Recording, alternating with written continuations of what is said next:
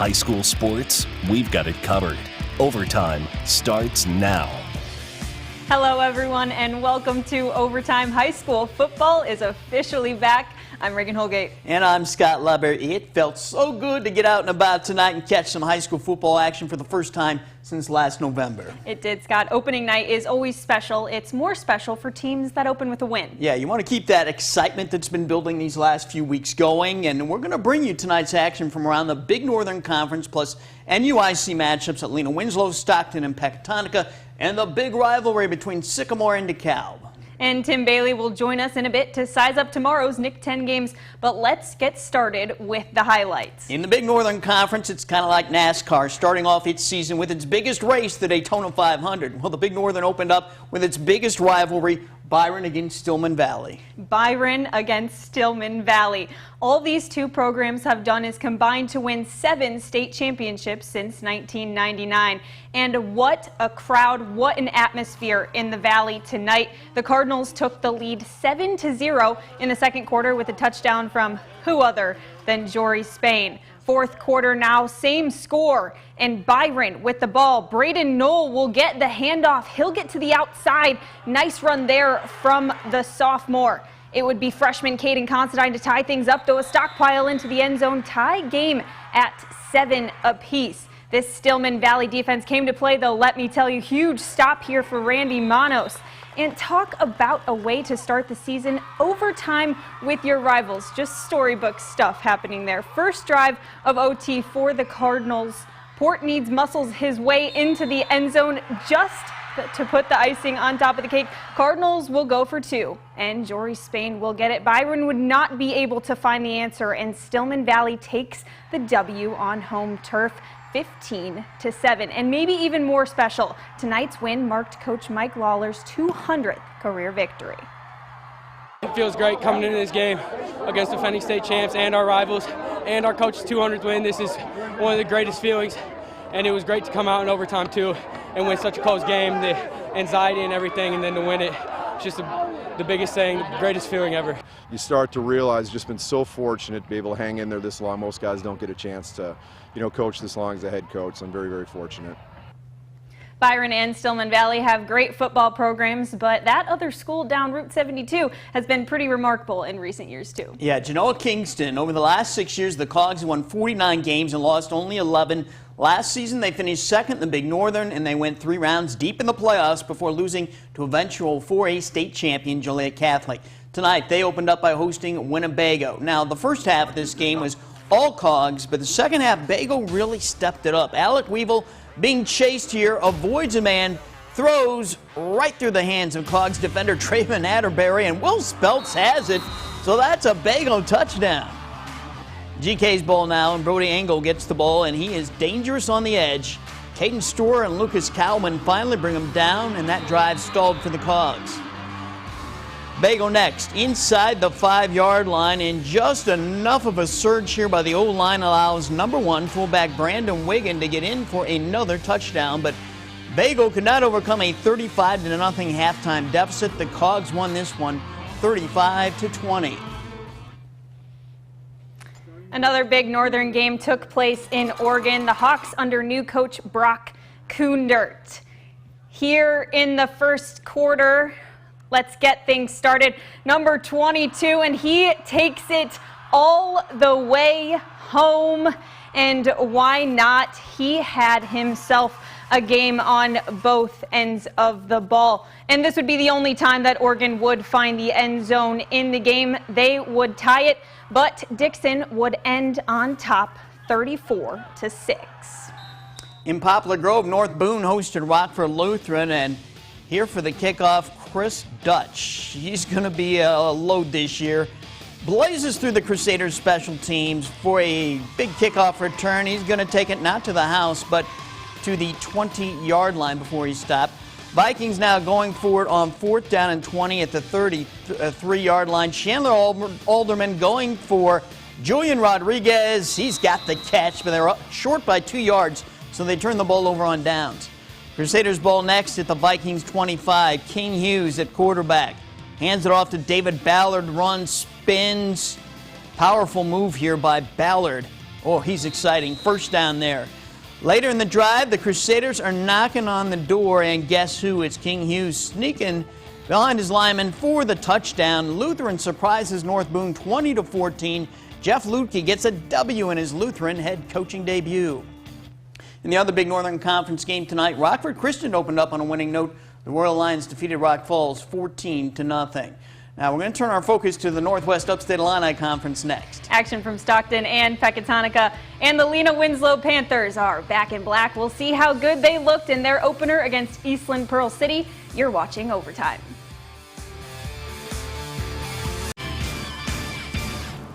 Each year the question is never will Lena Winslow be good, it's how good will Lena Winslow be? Yeah, the Panthers have been good enough to win the last 2 state championships in Class 1A and 5 state championships total since 2010.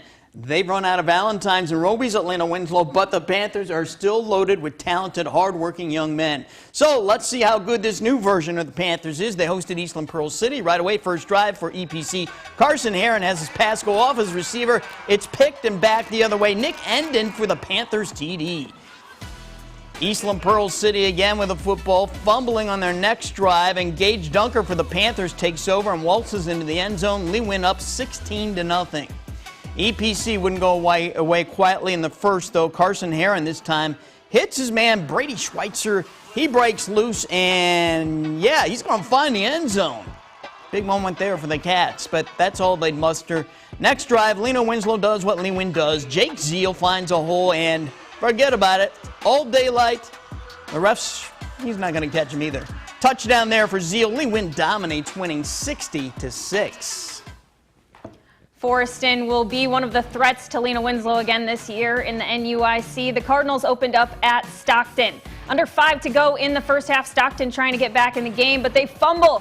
Forreston recovered. Later on the counter, Micah Nelson gonna get it.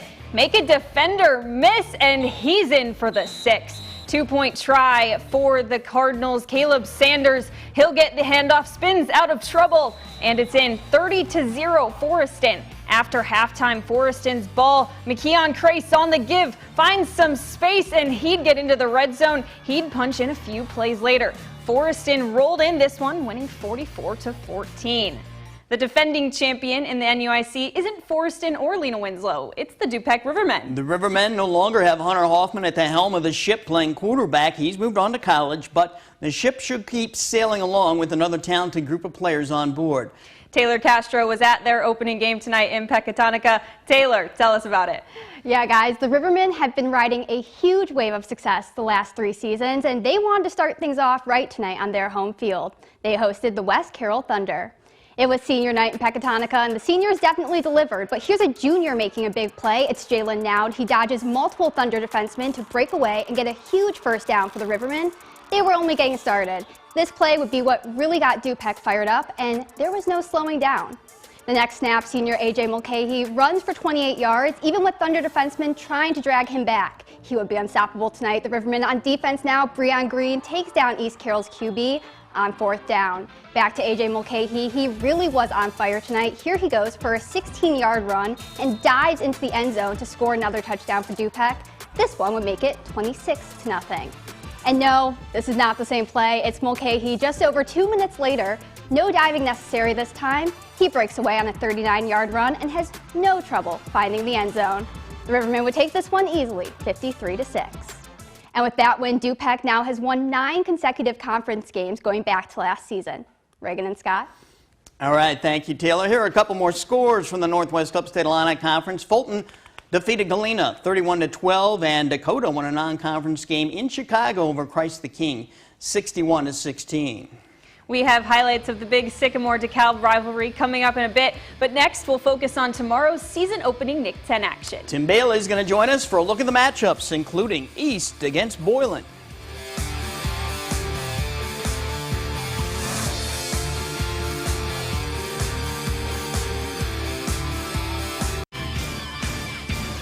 We welcome back our Nick 10 analyst and sports performance manager at Mercy Health Top Performers, Tim Bailey, because we have a lot of Nick 10 games tomorrow to talk about.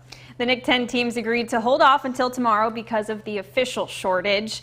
Here's a look at the 5 games on the schedule. They are Belvedere at Guilford, Freeport at Belvedere North, Auburn at Harlem, Hononegah at Jefferson, and East at Boylan. All right, Tim, let's start with the East Boylan game because on paper, this could be the most interesting matchup. And you told us last week you thought the Titans are going to run the table this season. We know the E-Rabs most likely will be without Javius Catlin tomorrow with that ankle injury. So what does East have to do tomorrow to try to knock off the Titans? Well, they can't turn the ball over. They got to play well in all 3 phases of the game, special teams, defense, and they have to be able to move the ball offensively against a good Titan defense that they're going to see tomorrow afternoon. So, East is going to come ready to play. I think they've had a good camp the last couple of weeks. Going into Titan Stadium sometimes can be kind of frightening, but I think East is going to be up for the challenge. I just think they just need to come out and just play their A game. And Auburn plays at Harlem in an evening game, and what an atmosphere that will be. We'll see a lot of the speed on both sides of the field, but this won't be an easy coaching debut for Willie Tolbern in Auburn. No, it won't, not at all. Good luck to Coach Tolbern tomorrow. I like to say that first and foremost. But I think, Auburn's too. They've had a great 2 weeks of camp. Now it's an opportunity for him to come out and showcase his coaching skills, he and his staff. So I think he's going to be up for the challenge. I think Auburn's going to play better than probably what a lot of people think, but I definitely think this is going to be a tall task for him in his first debut at a head coaching job. Yeah, they certainly got speed and quickness at the skill spots the Auburn Knights do this year, so that's going to be fun. But you wonder if they do have the linemen when they're going up against a team the caliber of a Harlem or a Hononegah or Boylan, because you got to have linemen in this conference no matter what you've got at the skilled spots, right? Absolutely, yeah. Everything happens in the interior line. That's the heartbeat of everybody's offense is the interior line. And I think if Auburn can come out and display a really good offensive line that we should see tomorrow night, I think they should be in the game with Harlem. I will take Harlem in this game by 2 to 3 scores, though, but I think Auburn's going to be definitely ready to compete. I'm looking forward to seeing what the Huskies bring to the table this year. I know they've got a lot. All right, Freeport at Belvedere North's an interesting game. We expect the Pretzels to be better this year because they have a lot more experience now, and they have good talent at the skill positions as well. Belvedere North has potentially a dynamic running back duel there with Nico Bertolino and Joseph Brown, so this could be a really entertaining game. Yeah, I think it will be. I think with Bertolino and Brown in the backfield, you got your Porsche, and then you have your Ferrari. Ferrari. Yeah, you have your Ferrari. So you got speed. When you have speed like that, and with Bertolino, he's a Nick 10 champ in the 100 and the 200. This guy can go from 0 to 10 in a heartbeat. So it's going to be interesting to see what they come out and do this year offensively. I think defensively, I think they're going to be pretty solid. I think Freeport's going to actually be better than they were last year. They have a lot of playmakers on both sides of the ball. A lot of guys returning back. Freeport's that team every year. They always come in and compete. They just can't figure out how to get over that hump each and every year. And Belvedere at Guilford, 2 programs that are, rebuilding with coaches that are still getting used to the programs. Give us your thoughts on what we'll see in that one. Well, I think what you'll see in this one, Belvedere came out victorious last year in this one. I think it was a high-scoring game. As Scott, you and I talked about that earlier. These are 2 teams that we should expect to be better than they were last year. Guilford's going to be good on that interior line, that front defense and offensive line. They have some skill players that can actually play, but I think Belvedere, I don't know what their numbers are like this year, but if they have better numbers, they should be able to compete this year. I know last year they were at midseason last year with only 18 players, so hopefully this year they at least have 25 or 30 players and be ready to go, for the season this year. So. And Jefferson has some kids ready to show what they can do, but opening against Hononegah could be a bit of a reality check for the Jayhawks. Do you agree? Yeah, I definitely agree with you. It's tough, when you're in a program and you're the coach over there. His record in the last couple of seasons is not, nothing to ignore, but it's not nothing to be excited about either. But I think Hononegah is going to come ready to play. I hope Jefferson this year can actually just stay in ball games per se. But I think Hononegah is definitely going to be a team that's going to, no matter what, keep their foot on the accelerator. This could be a game where we may end up seeing a running clock in the second half. So hopefully not. Everybody wants to come out first game and enjoy the night out, Friday night football. Saturday football. Yeah. Got my days mixed up. So I think I definitely think this will be a good game. From Jefferson's standpoint, Coach Arnold, I talked to him at one of their practices this year, and you can't, when you're rebuilding like they are or trying to build something up, you can't get too hooked on wins and losses. You just need to look for that improvement step by step, right? Yeah, and I think that's what I was actually meant in my segment just a second ago, is that we know Jefferson's not going to probably be a playoff team, but what type of strides can they make this year to build off of in the future years to come? So I think, Jayhawks just need to take game by game by game, and just hopefully each and every week you start to see some really good strides, because, going 0-9 for 2 to 3 years in a row can be very demoralizing to the actual program. Yeah, I think they're going to make strides. I do like a lot of the kids they have on that team. All right, let's have a little bit of fun here, Tim. We want you to give us your 5 preseason top performers in the Nick 10, those 5 players who just like, whoa, yeah, these guys are they're gonna go this year. Well, my top 5, first of all, I got to go with, the young man quarterback over at Boylan, Connor Dennis. I'm not going in chronological order here, so I'll go with Dennis at quarterback. He's a kid that's going to actually really do some really good things with his arms and his feet this year. Definitely a leader. I'm going to go back to the top, Mekhi Glover, running back, Boylan last year. He was the actual heart and soul of that offense last year. When Dennis went down, you saw him do some things really well on the field. Harrington Mckinney at D-tackle at Harlem, I think he's going to really be a stud this year for Harlem. I think he's going to be a standout in our conference this year. Darius Dotson, we'll see him tomorrow night. I mean, this kid's electric. He's definitely box office. He's definitely somebody that's going to sell tickets for Eastside this year. He's just got that gear, and he's just a phenomenal kid to watch. And then my last one here, Mark Harris, wide receiver Boylan. He's a good kid to watch, keep an eye on as well. I think he does some really good things. He runs really good routes. He's got really great hands. He goes up and gets the ball at the high point, which you want your receivers to do. He's going to be that go-to guy, that playmaker, that you'll see that connection with he and Dennis this year. Before we leave that screen, well, we just left it, but Keyshawn Harrington McKinney from the Harlem Huskies. I just think this guy could be such a beast on defense this year. Like, I think he's got defensive MVP written all over him in the conference if he can stay healthy. I mean, I know there's a lot of good defensive players out there, but man, he's a load. He's going to be special. He's a beast. He's a grown man in the weight room. I think he squats over like 500-something pounds. He benches over like 450. So, he's a guy that if he can understand how to translate that strength to the field, he's going to be a force to reckon with for sure. Now, Tim, we want you to give us your top 5 sleepers, guys who you think will make a huge step up this year. Well, this year I think my sleepers, this was a tough list to come up with because there's so many great athletes in the Nick 10, and it's kind of hard for me each and every year to come up with this. But here you go. Bertolino, Belvedere North, I think he's going to actually be that kid that we're going to be talking about, mid-season, at the end of the season, just talking about what a phenomenal job he's done for Belvedere North this year. We got Dismuke over at Auburn, wide receiver. I think this kid's going to be lights out. I think he's going to do well at that new position. He was the actual quarterback last year, so it's going to be really interesting to see how he actually raises his stock at that receiver position. Cole Warren, Hononegah quarterback, saw some time last year when Wisenhan was out with COVID. He's going to be a kid that I think that will actually make some strides week in and week out. He's a playmaker. I've seen him throw. I've seen him move around. So he's going to be a good athlete for Hononegah in the years to come as well. And then also, too, Isaiah Huey, cornerback, slot, Hononegah. He's going to be that guy that's going to do some things on both offense and defense. And he's going to probably do some things in the special teams arena as well. I really like him. I think he's going to be a definitely sleeper, somebody that's going to raise their stock as the weeks progress. Devian Black, running back, linebacker at Guilford. I think he's going to really make a bigger splash at running back.